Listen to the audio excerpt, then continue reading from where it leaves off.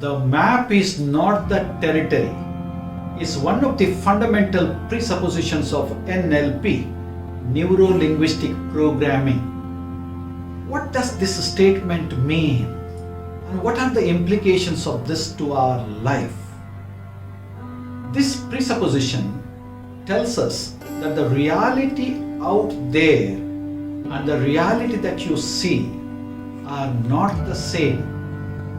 The phenomenon in the outer world and the phenomenon that you experience are not the same. What takes place in the outer world is the territory, and what you have in your head is the map. Therefore, the map is the internal representation of the phenomenon outside. It is an abstraction of the territory, and therefore it is limited. To put it simply, the description of a thing is not the thing itself. Our life is an ongoing interaction between the inner world and the outer world. Health, happiness, and success depend very much on how we use the resources from the inner world and face the challenges in the outer world. Whenever an event takes place, immediately the information from the outer world enters our brain through the input channels, namely the 5 senses, which we call the sensory experience, which involves seeing, hearing, sensing, smelling, and tasting. Nonetheless, our senses are limited and they are unable to take in all the information from the outer world.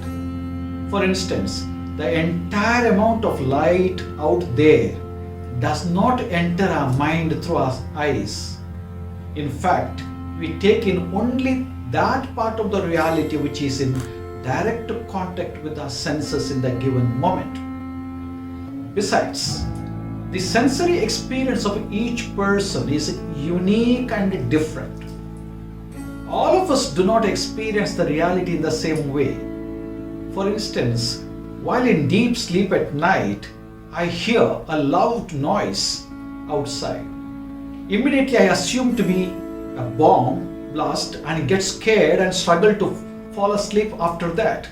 Whereas my neighbor hears the same noise but goes to sleep undisturbed, thinking that it was just an accident on the road. Once the information enters our mind, it passes through the filters of deletion, distortion, and generalization before it is converted into a mental picture. No doubt, everyone deletes, distorts, and generalizes, but each one does it differently. It is quite possible that some people delete the most important part of the information and retain what is less important, and some others may distort the reality totally. The process of deletion, distortion, and generalization takes place based on one's past experiences, the memories, the attitudes, the beliefs, the values, the personality traits, and the meta-programs that one holds. After the process of deletion and distortion and generalization, finally, what we have inside our brain is the internal representation of the external reality, which is called the neurological map. That is to say, now there are 2 realities. One, the reality in the outer world, and the other, the perceived reality in our inner world, or the neurological map. The reality out there is what happened, and the reality inside our head is what we think has happened. Therefore, the neurological map is nothing but the meaning we give to the experience of a particular reality. Since each person experiences the reality differently, each person's neurological map too is different from the others. Those whose maps are similar, they are likely to get along well with each other, whereas those whose maps are dissimilar may get into conflict as they try to convince one another that their map is correct and others are wrong. Therefore, the only way of getting along with others in a family or in a community is learning to respect the map of the other person. This brings us to the important realization that all our problems, such as traumas, anxiety, depression, phobias, and even conflicts in relationships, are because of our neurological map and not because of the reality out there. The emotional state as well as the behavior are driven by the interpretation of the reality and not by the reality as such. Put it differently, people simply react to their maps and not to the territory. We are disturbed because of the meaning we have given to the event. Let's take a simple example. A young girl says, "He ignores me.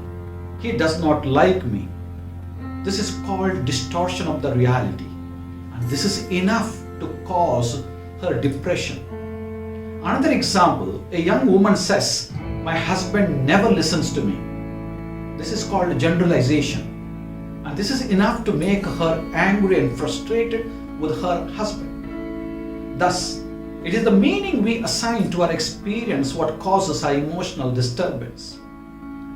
Finally, there is another challenge in communicating our map to others. Remember, what we are communicating to others is the meaning we have given to our experience. While communicating our experience to others, we use words and gestures, and therefore the language is limited. We need to communicate in such a way that what I mean and what others understand should be the same. Otherwise, the purpose of communication is defeated. For instance, I say, "Today the weather is cold." Here what I am doing is, I am comparing today's weather with yesterday's. The neurological map is a deep structure which we need to convert into surface structure so that others can understand us clearly. This process once again involves deletion, distortion, and generalization. In the process of doing so, the gap between the outer reality and the inner reality further widens. So, what are the implications of this presupposition to our life? Firstly, we understand that a problem is a deficit between the real world and the perceived world. Second, we can never ever know the reality. We only know that part of the reality which is in contact with our senses. 3. In order to come closer to the reality, we need to train our senses to take in information from all the angles. 4. The emotional state and the behavior are caused by the event number 2 and not by the event number 1. 5. In the process of healing, there is no point in wasting time talking about the territory. We cannot change what happened, but we can change the map. Lastly, the best way to get along with others is to understand and respect each other's maps.